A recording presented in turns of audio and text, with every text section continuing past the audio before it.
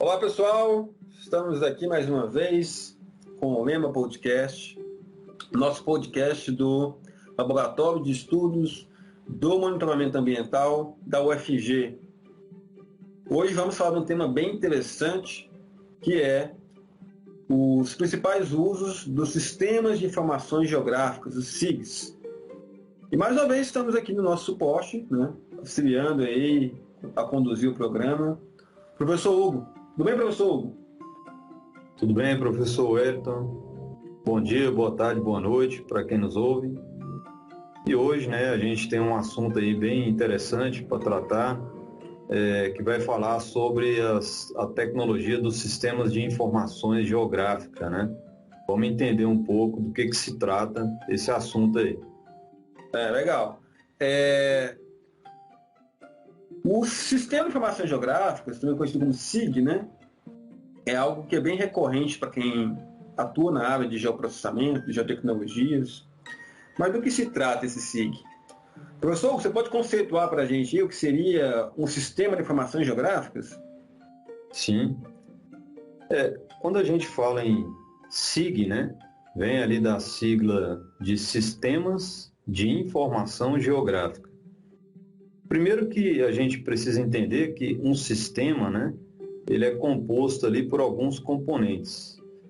E dentro do SIG, a gente tem como um insumo principal a informação geográfica. Então, como que a gente pode entender melhor o que são esses sistemas de informação geográfica? São programas onde a gente pode executar diretamente no nosso computador, ou então a gente pode também fazer essa execução online. E essa execução ela vai depender do insumo da informação geográfica, aonde a gente vai armazenar,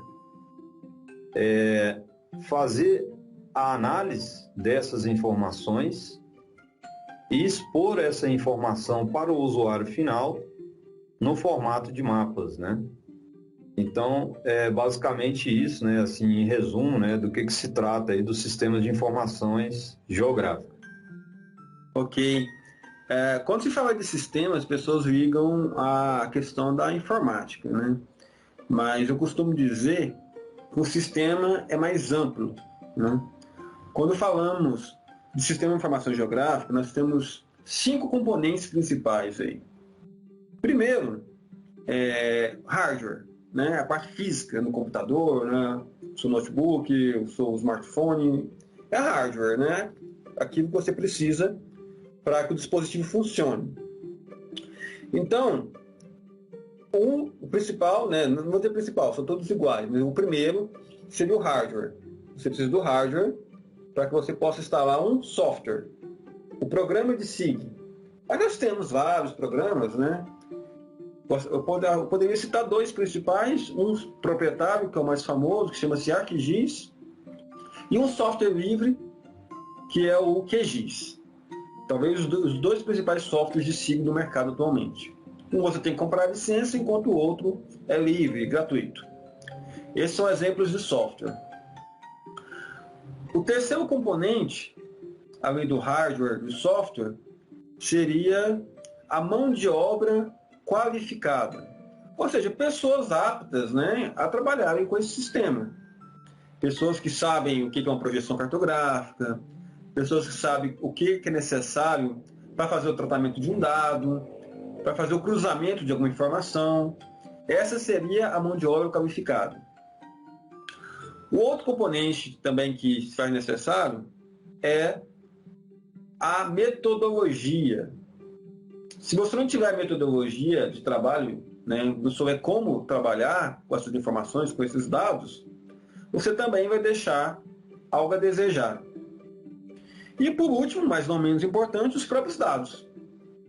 Não adianta nada você ter um bom computador, com hardware potente, o melhor software do mercado, uma pessoa capacitada, com os conhecimentos nas geotecnologias, uma boa metodologia de trabalho, de pessoa que sabe trabalhar, mas os dados não têm qualidade, seja em escala, seja em precisão. seja de maneira de estrutura do dado. Então, esses são os 5 componentes de um SIG.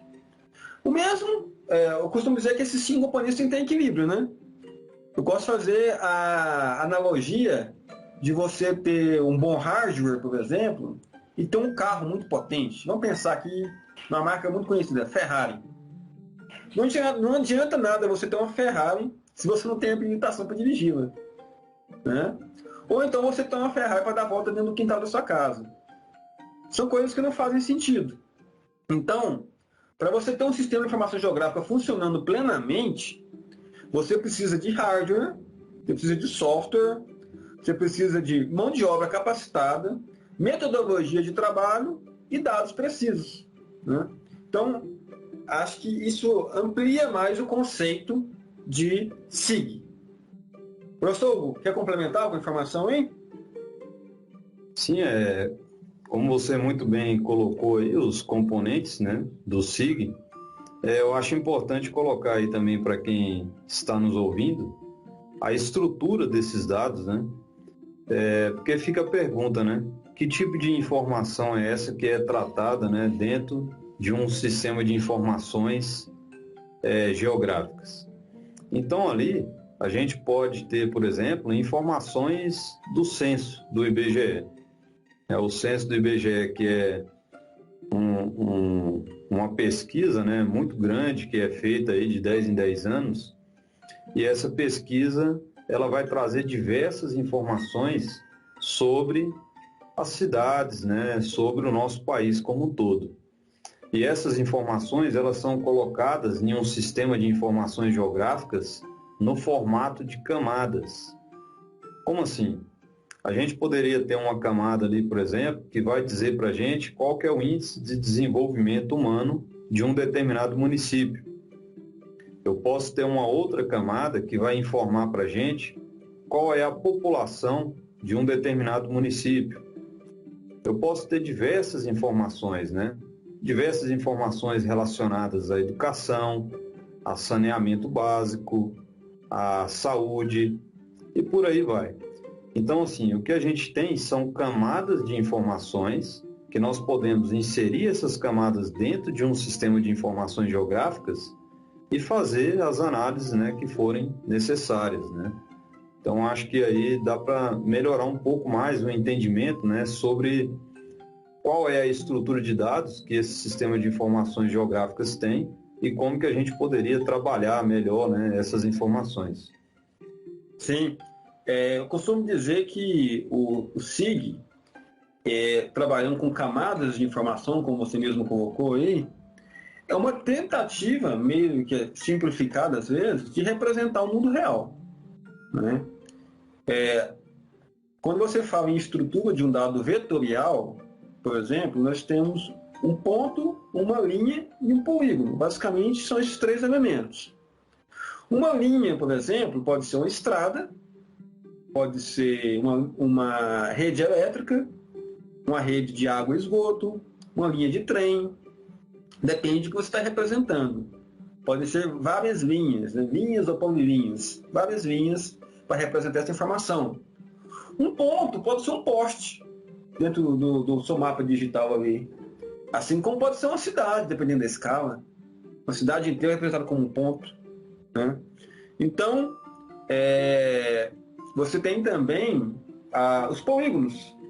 Os polígonos, se você pensar num quadrado ou um retângulo, 4 vértices, 4 pontas, pode representar o telhado da sua casa. Assim como um polígono pode representar um estado, né? Aí você tem vários outros vértices ali, vários pontinhos que se ligam, interligam, né?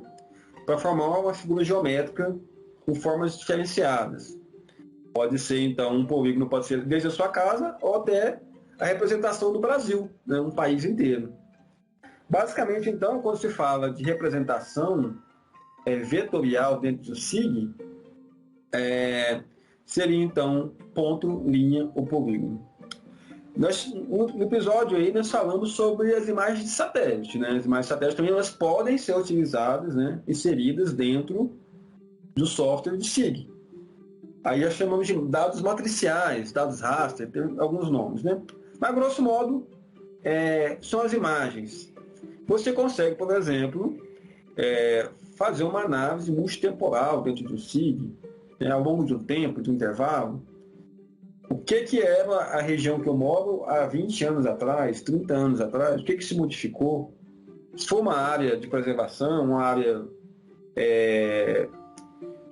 não urbanizada, houve desmatamento ali. O MapBiomas, por exemplo, nós citamos ele já aqui em alguns episódios, é um exemplo de análise multitemporal, que todo aquele volume de dados foi processado no software de SIG. Né? Então, acho que fica um exemplo bem interessante como você pode usar essas informações. Sim, e interessante colocar aí, talvez para as pessoas que não são da área, né, a gente sempre enfatiza isso aqui, que essas pessoas podem estar pensando, mas como que essas análises podem ser feitas, né? Por que a gente consegue isso? Porque esses dados, né, como o professor Wellington citou, de linhas, pontos e polígonos, eles não são apenas linhas, pontos e polígonos traçados na tela ao acaso. Ali a gente tem uma informação geográfica por trás de cada linha daquela. Por exemplo, se a gente está traçando ali uma linha para determinar uma determinada estação de energia, né, para saber de onde que uma linha de energia sai, para onde que ela, até onde que ela vai, até uma outra subestação, por exemplo, naquele trajeto, qual a tensão de energia que está passando ali naquela linha de transmissão. Ou então um outro exemplo aqui, muito fácil assim para entender, seria as linhas que representam a drenagem de uma cidade, por exemplo, ou de uma bacia hidrográfica. Essas linhas que representam a drenagem, ali a gente pode ter a informação de vazão do rio, de comprimento daquele rio, de largura do rio, qualquer tipo de informação que nós queiramos colocar naquela linha, nós podemos ter. E essas informações que estão em uma tabela de atributos que acompanha aquela linha, é o que vai fornecer a possibilidade da gente fazer análises com as mais diferentes camadas, né, de informação que nós temos ali dentro do SIGS, né? Dentro desse mesmo exemplo aí, do que o professor Hugo falou, nós temos, por exemplo, a rede adutora, né, das empresas de saneamento. No caso aqui do estado de Goiás, nós temos a Saneago. Eles têm um mapeamento, um mapa digital deles, que mapeia, localiza, né, toda a sua rede de água e esgoto. Um diâmetro de tubulação, né, que o diâmetro para a água é um, diâmetro para esgoto da canalização do esgoto é outro. Onde essa canalização passa. Então, assim como a Enel, ela tem todos os postes da cidade já referenciados. São centenas de milhares de pontinhos no mapa, né? Não vou saber dizer exatamente a distância entre um poste e outro, mas vocês imaginam que uma rua tem vários postes, né? E todos esses postes são mapeados. E eles têm um identificador. Eu não sei se ainda tem isso tão visível, mas antigamente tinha uma tarja pintada com tinta amarela nos postes que tinha um identificador. Um número lá, não sei se eram 7 ou 9 dígitos, não sei ao certo, que era um ID de SIG. Em vez de colocar o poste número 1, 2, 3, 4, aí você pensa centenas de milhares de postes aí na cidade, né? Eles tinham um identificador. Eu achei bem interessante quando eu vi uma coisa de SIG na prática, andando na rua. Aí eu olhava para os postes e via uma tarja amarela com a tinta preta, com os números, com o ID dos postes. Aí realmente eu fui verificar no banco de dados, realmente tinha uma localização do poste pelo identificador. Então esse é um exemplo prático aí. Isso é na época da antiga empresa de energia, que é a época da CELG, né? Não sei se com a Enel isso se mantém aqui na cidade de Goiânia. Mas achei bem legal essa informação na época, que eu consegui. Quando se fala também de SIG, eu me lembro muito do geomarketing, né? São ferramentas que o pessoal usa para vendas e tudo mais, baseado na localização geográfica que você se encontra. Eu posso fazer um estudo de viabilidade econômica, um estudo de viabilidade um estudo de potencial de clientela. Os bancos fazem isso, né? Os Correios fazem isso também.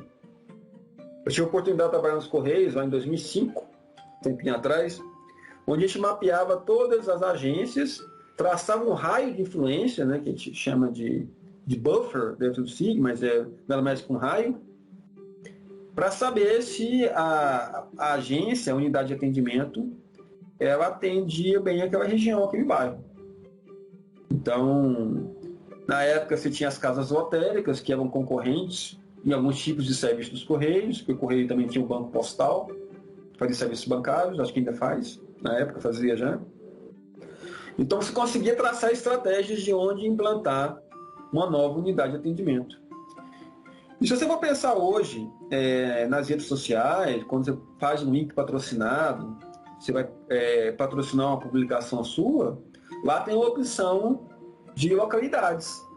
E nada mais é que o SIG, que vai determinar a localização que você se encontra e o alcance da sua publicação, seja por bairro, seja por cidade, seja por região. Então, assim, as aplicações elas são diversas, né, professor? Com certeza, professor Elton. Se a gente for pensar aqui em diversas situações, né, a gente poderia até iniciar lá do século XIX, né, onde a gente tem aquele exemplo muito clássico, né, aí na bibliografia, né, que trata de SIGs, que é a história do médico, né, chamado John Snow, né, onde ele, naquela época, né, em Londres, estava havendo ali um surto, né, de cólera, e ali eles precisavam entender, né, de onde que estava vindo aquele surto, né? E como naquela época não tinha muitas tecnologias, o que sobrou para eles, né, foi analisar os mapas, né, que eles tinham na época. Então havia ali um mapa com a base cartográfica, né, daquele local onde as pessoas estavam morrendo por conta dessa doença, né, contaminação. E aí esse médico, né, curiosamente, ele simplesmente foi colocando alfinetes nos endereços das pessoas que haviam falecido por conta de cólera. E aí o interessante é que ele teve a ideia de tentar fazer essa relação com os poços de água que haviam naquela região. E quando ele colocou os alfinetes dos poços, né, na sua localização geográfica ali de cada um, ele começou a perceber que existia uma aglomeração de mortes em volta de um poço em específico. Então, foi solicitada uma análise da água daquele poço, percebeu-se que a água daquele poço estava contaminada e, com isso, né, houve aí uma solução, né, dos casos de morte por cólera com essa primeira análise espacial, né, lá no século XIX, né? Então, são muitos exemplos. Esse exemplo é um exemplo prático, né, de como que se iniciou essa lógica, né, das camadas de informação e como que essas análises eram feitas, né?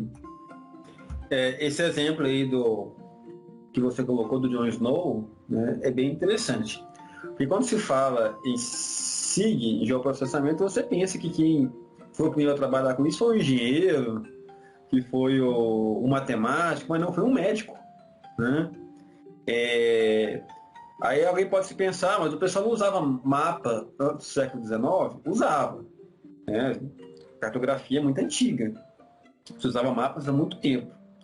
Mas que se tem registro, esse foi o primeiro SIG da história, né? Porque ele não só otimizou a localização, como fez uma análise geográfica, né? Para traçar um raio, por exemplo, ele pegava esse mesmo alfinete que o professor falou, que ele espetava lá no mapa, ele pegava um barbante, media, né, a distância e amarrava um lápis na ponta desse barbante e fazia um raio, né? Então ele fazia vários raios em função da localização dos pacientes que estavam com cólera. Ele tinha todos os poços artesianos, o pessoal puxava água, né, para consumo, mapeados também. Então ele fez o cruzamento dos eventos da doença, da cólera, a base cartográfica, que é o mapa da cidade de Londres, e cruzando com a localização dos poços. Então, ele usou 3 variáveis: o foco da doença, os poços e a localização aí da cidade. Então, sim, esse é conhecido como o primeiro sistema de informação geográfica da história. Muito antes, né, de existir computador, de existir software. Foi algo manual, mas que foi bem revolucionário, né? Até hoje a gente usa. A prova que isso foi revolucionário, nós estamos falando disso hoje, em 2022. Isso só prova a capacidade de análise geográfica que ele conseguiu com pouco, né? E que foi bem interessante. Se voltarmos para a atualidade, né? Nós temos vários usos e aplicações para o SIG. Saindo um pouco do convencional, né, que é o seu computador, do seu notebook, tem até versões para celular, né? Tem o QGIS, por exemplo, que é o software livre mais conhecido atualmente na área de SIG. Você pode instalar no seu smartphone, né? Lógico que ele não vai ter o mesmo potencial de processamento de uma máquina, né? Porque o seu computador tem um processador. Não se compara com o processador de um celular. Mas você consegue fazer algumas análises aí bem interessantes. Dentro do ambiente web também, né, tem o QGIS Cloud, né, que seria a nuvem, né? QGIS em nuvem, que possibilita você fazer algumas análises mais simples, mapas não muito pesados, né? A versão gratuita, ela não suporta muitos dados, não, mas se você pagar uma mensalidade, lá você consegue ter o upload de dados variados. Mas basicamente é o seguinte: em vez de você mandar um mapa em PDF para o seu cliente, para a pessoa, para o usuário final do SIG, você manda um link. Ele clica nesse link e ele abre um mapa interativo, onde ele pode ligar e desligar alguma camada, ele pode dar o zoom, ele pode acessar os atributos, né, as informações daquela camada. Ele pode fazer cálculos de distância, né? Tem uma régua lá que você mede trajetos, enfim. Nada muito sofisticado, mas que ao mesmo tempo, mesmo sendo simples, nós estamos falando de uma aplicação para uma pessoa que não tem o software instalado. Quem gera o link tem o software, mas quem recebe não precisa. Ele pode acessar isso pela internet.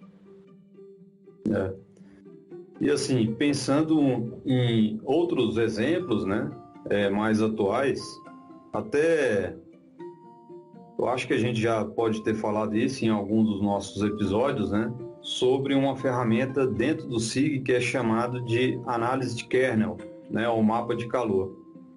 Esse mapa de calor é uma das análises bem interessantes que a gente pode fazer dentro do SIG, né? E aí a gente poderia citar, por exemplo, como é que a gente poderia analisar, por exemplo, a distribuição de casos de mortalidade, né, em um determinado local. Então eu teria ali, por exemplo, uma camada de homicídios da cidade, uma outra camada com acidentes de trânsito, uma outra camada, por exemplo, com suicídios. E essas camadas, elas trariam essas informações para a gente ao longo do tempo. Então, eu poderia, por exemplo, ter uma base de dados e essa base de dados traria dados para a gente ali, vamos supor, mensais. No final do ano, eu teria ali um mapa com a intensidade dessas mortes em um determinado local. Então, para que serviria isso? Serviria, por exemplo, para uma gestão pública, né, verificar o porquê que um determinado local está ocorrendo tanta mortalidade, né? E aí, de repente, gerar uma política pública para tentar corrigir essa situação ou pelo menos entender a situação para poder agir naquele local, né? Tentando amenizar aí os problemas, né? Interessante. Eu me lembrei, você falando dessas aplicações, tinha um software gratuito que foi desenvolvido pelo INPE, o Instituto Nacional de Pesquisas Espaciais, chamado TerraView.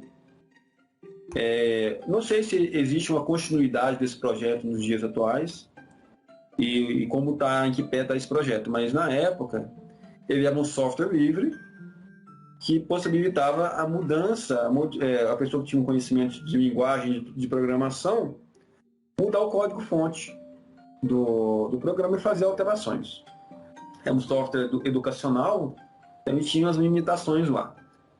Mas, enfim, eu lembro que a prefeitura, no estado de São Paulo, na época, fez uma modificação para esse TerraView com dados da segurança pública chamado TerraCrime.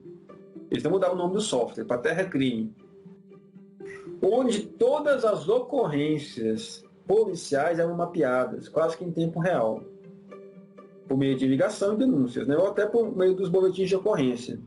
Então você tinha zoneamentos na cidade entre os bairros com maior ocorrência de latrocínio, que o roubo seguido de morte, né? Quem não sabe, homicídios, furtos, roubos, arrombamentos, enfim. Eles criaram um banco de dados bem interessantes na época para ajudar justamente com a possibilidade de implementação de políticas de segurança baseada em dados observados, em dados em que a própria corporação conseguia coletar e espacializar em mapas, né? É um exemplo bem interessante de uma aplicação de SIG. Assim, se formos falar de várias aplicações, a gente pode ficar falando o dia todo sobre isso aqui. Mas uma que eu achei bem interessante, que eu acompanhei de perto, foi o mapeamento do estado de Goiás para a escolha de usinas fotovoltaicas, né, que são aquelas usinas que usam a energia solar para convertê-la em energia elétrica. Então, um grande fator limitante hoje dessas usinas é que elas ocupam muito espaço, né? Já que os painéis solares são grandes. Então, nós fizemos um estudo na época, uns 3 anos atrás, mostrando quais os principais locais dentro do estado de Goiás que se poderia implantar essas usinas. Aí você tinha vários critérios, vou falar só alguns. Você tinha o mapa de insolação, né, da incidência solar do estado de Goiás. De maneira geral, o estado de Goiás ele tem sol o ano todo, então não é um problema, então o sol estava disponível. Relevo plano, né, para evitar sombras nesses painéis, quanto mais plano, melhor. Áreas alagadas, você poderia colocar esses painéis em boias, né, em represas e aproveitar essas áreas relativamente planas, né, que são as represas, para colocar esses painéis. Distância de estrada, distância de linha de transmissão. Você não tem que levar infraestrutura de fiação elétrica para esse local, de rede elétrica. Você podia pegar uma linha de transmissão já existente e tentar conectar com essa usina. Enfim, achei uma aplicação bem interessante aí para o uso de SIG. Com certeza, professor Wellington. Aí o senhor colocou aí um exemplo, né, que é bastante usado, né, dentro dessa técnica, né, e desses sistemas de informações geográficas, né. E aí, assim, só lembrar, né, que dentro desse contexto, cada município ele tenta sempre melhorar a sua gestão justamente por conta desses bancos de dados, né, que são criados, né, e são melhorados, e cada vez mais eles tentam ser aprimorados no sentido de ajudar mesmo a gestão, né, a resolver problemas urbanos, né, ou mesmo os problemas rurais, né. Eu acho que vale a pena a gente citar aqui que existe, né, toda uma complexidade para se formar esses bancos de dados, né? Não é uma coisa muito trivial. Então, assim, começa pelo custo, né, da geração do dado em si, né? Então, para gerar um dado, não é simplesmente ir a campo e coletar esse dado. Um dado que é gerado a partir do censo, por exemplo, do IBGE, ali existe uma movimentação por trás, todo um treinamento, né? Exige todo um cuidado na coleta daquele dado e também na hora de você inserir esse dado no sistema, para que você tenha o melhor aproveitamento possível dessa informação. Então, gerar um banco de dados não é uma coisa trivial, né? Ele é uma coisa aí que é bastante onerosa, né? Bastante complexa, no sentido da gente ter essa informação disponibilizada, né, para o público geral, né, no final ali. Ainda pegando um gancho do que você está falando aí a respeito do custo financeiro para isso, né? É um termo que é bastante utilizado, que é chamado apagão cartográfico, que é justamente a falta de dados cartográficos, né, dados espacializados, georreferenciados, ou seja, com o posicionamento conhecido, para um país com dimensões continentais como o Brasil. Você vai ter estados, o estado de Goiás acho que vai ter um bom exemplo assim, de boa gestão de dados espaciais. Nós temos uma plataforma chamada CIEG, né?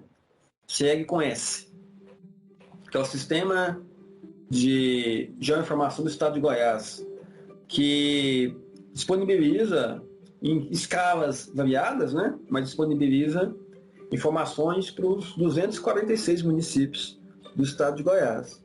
Aí você tem drenagem, você tem dados de infraestrutura, malha viária, malha rodoviária, ferroviária, você tem linhas de transmissão, a localização, né, dos próprios municípios, perímetros urbanos, enfim. É um dos poucos estados que tem uma base de dados tão organizada. Então, acho que o estado de Goiás é um exemplo nesse sentido. Mas, ainda assim, existem informações que estão em escalas não compatíveis, justamente pela dificuldade e pelo investimento financeiro que se faz necessário para implantar bases cartográficas precisas e confiáveis. Quando comparamos com o estado de Goiás com outros estados, nós estamos à frente de alguns. Mas, ainda assim, deixa a desejar alguns aspectos. É para mostrar a complexidade que se é trabalhar com dados georreferenciados. Exatamente, professor Wellington. Eu gostaria de complementar ainda aí a nossa conversa, no sentido que falta muito também uma integração, né, dessas informações, né? O que a gente vê muitas vezes é um órgão público que gera uma determinada informação e aquela informação é gerada por outros órgãos públicos, então ela fica redundante, né? Então, assim, cada órgão tem a sua informação e essa informação ela não é integrada, né, ou ao mesmo tempo compartilhada, né, com a mesma esfera que deveria ser, né, pública, né, no sentido de que a gente está trabalhando aí com um dado dentro da esfera pública, né? Então, acho que isso é bastante importante a gente colocar, porque a gente só vai ter uma coesão nesses dados geográficos no momento que a gente conseguir gerar um determinado dado e esse dado ele ser compartilhado, né, de forma coesa, né, dentro de uma mesma esfera, né? E aí a gente não vai ter, por exemplo, ali 3, 4, 5 dados, né? Sendo que a gente poderia ter apenas um dado só e aquele dado ser trabalhado, melhorado e disponibilizado posteriormente. Então, acho que isso é uma das coisas aí que ainda falta, né? Para a gente poder melhorar nesse sentido aí do dado geográfico.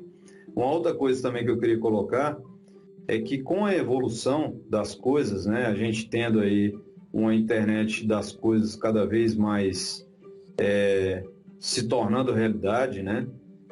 A gente daqui a uns dias pode ter aí carros autônomos e tudo mais, a realidade também do metaverso, chegando aí na nossa realidade do dia a dia, e tudo isso tem a ver o quê? Com o dado geográfico. Por exemplo, o carro autônomo, para ele ter um bom funcionamento, ele vai se basear pela base cartográfica que está dentro do seu programa.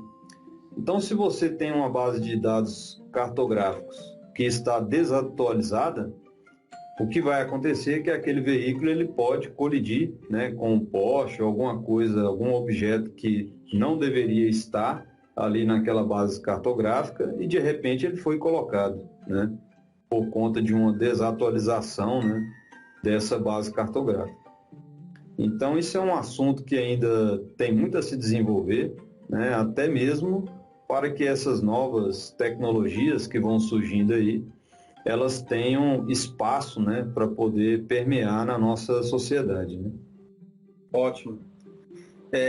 Entramos em mais um caso, né, de episódio que, se a gente for falar sobre tudo a respeito, o episódio teria 3, 4 horas de duração.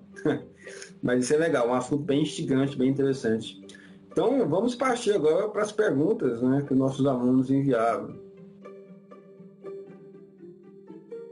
Bom, a gente pode perceber que diversas áreas estão aptas, né, a trabalhar com SIG. Mas o que falta para isso ser realidade no cotidiano das empresas? Bem, quando falamos do atual uso dessas ferramentas, né, dentro das empresas, eu acredito que já é uma realidade esse uso. Nós citamos o exemplo lá desde o Jon Snow, lá, o João das Neves, lá da Inglaterra, até as aplicações atuais que nós citamos aqui. Se voltarmos para o geomarketing, né, para a geolocalização, talvez seja uma das principais aplicações desse sistema de informações geográficas na atualidade. É porque às vezes nós não nos damos conta de que isso faz parte da nossa rotina diária.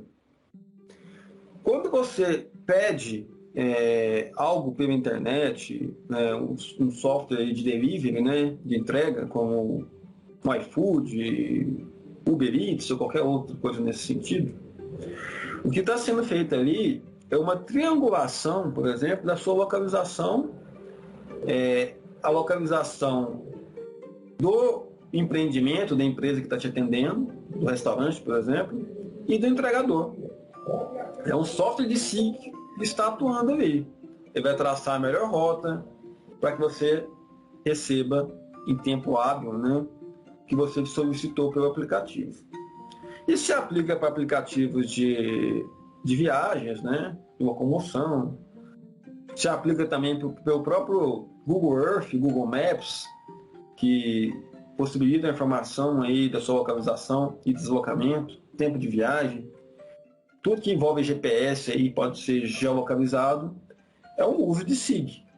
Talvez não da forma como a gente manuseia, porque basicamente você é um usuário final ali, não um operador, mas não deixa de ser um SIG. Mas se pensarmos em questão de operação de SIG, aí a gente volta para o geomarketing, né?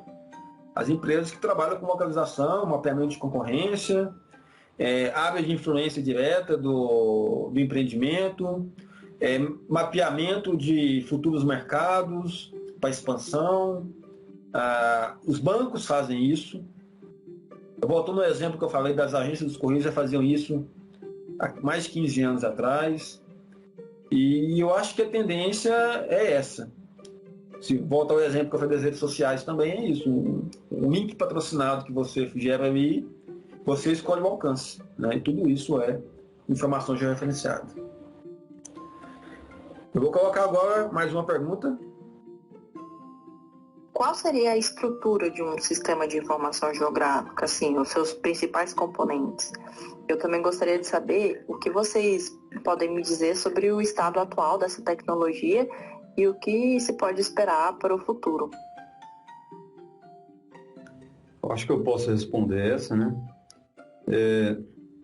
Então, eu acho que essa primeira parte a gente não vai focar muito aqui, porque já foi respondido aí durante a nossa conversa, né? Qual a estrutura de um SIG, né? Então, a gente falou lá sobre a estrutura de dados que ele recebe, né? Quais são os 5 componentes do SIG.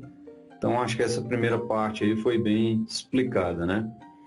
Agora, esse nível de desenvolvimento atual, né, da tecnologia, né? Eu poderia citar aqui um software livre, né, que é o QGIS, que há muito tempo que esse software vem se desenvolvendo.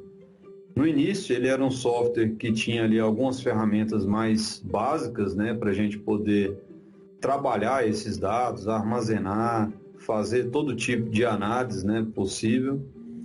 E esse software, como ele é um software livre, ele veio se desenvolvendo ao longo do tempo. Hoje em dia, ele tem aí uma integração com a linguagem de programação Python, com a linguagem de programação RStudio. Então, isso possibilita que a gente crie novas ferramentas. Mesmo que o programa não tenha uma ferramenta que a gente precisa utilizar naquele momento, a gente pode criar uma nova.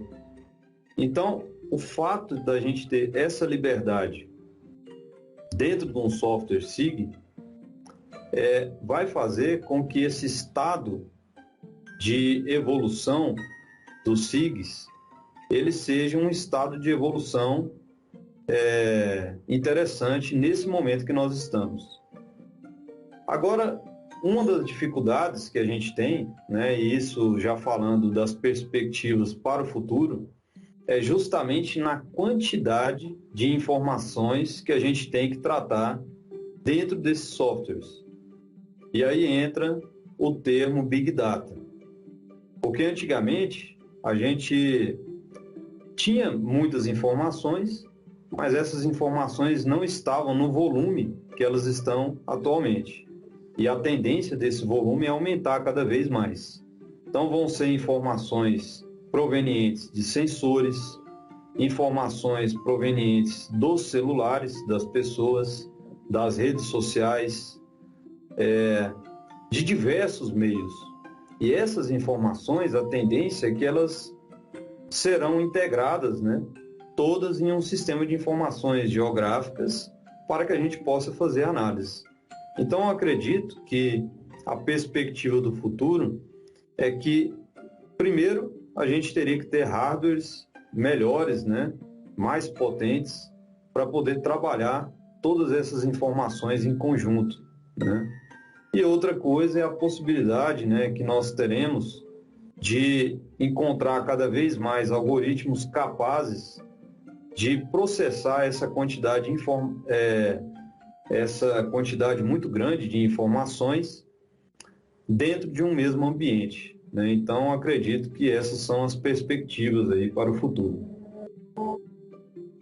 Eu acho que a gente pode, né, já seguir para o final do episódio. Gostaria só de fazer as considerações finais de que existe um grande potencial de uso dessas ferramentas de SIG. Com o avanço da microinformática, com o avanço da internet de alta velocidade, que ainda estamos caminhando para uma nova revolução, aí, que seria a chegada do 5G, com a possibilidade de processamento de dados em nuvem, Big Data, como o professor acabou de colocar, eu acho que falar de SIG daqui 5 ou 10 anos, já estaremos falando de algo bem diferente do que é hoje. Porque é algo que a evolução chega muito rápido. É muito rápida a evolução dessas tecnologias. Cada ano você tem algo novo sobre imagens de satélite, sobre softwares.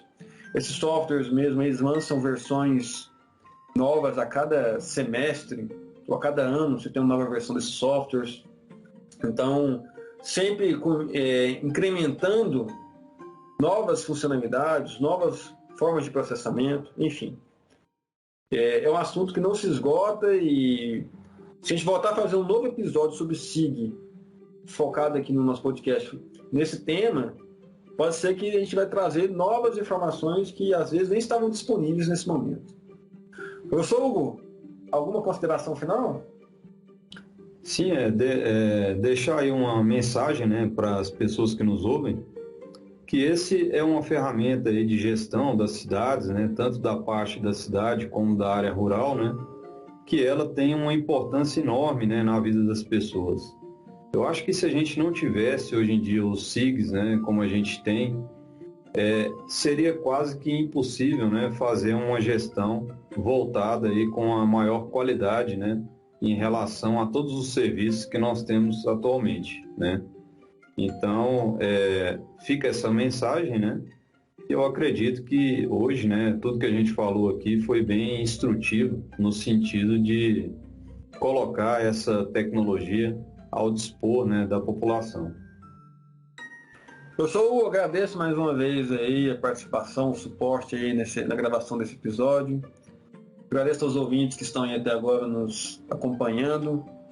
Reforço aí que nós estamos presentes nas redes sociais, YouTube, Spotify, no próprio Instagram. Então, só vou olhar aqui na tela que todas as informações estão lá. Então é isso, pessoal. Até o próximo episódio da semana que vem. Até mais, pessoal. Tchau. Até mais.